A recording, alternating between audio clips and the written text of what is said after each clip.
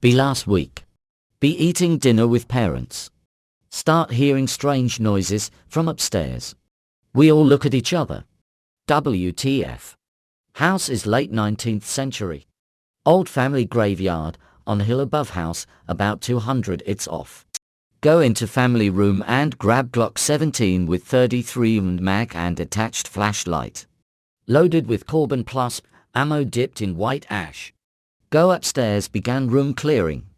Get to last room at end of hallway. Can see something's shadow under door. Noon else should be here.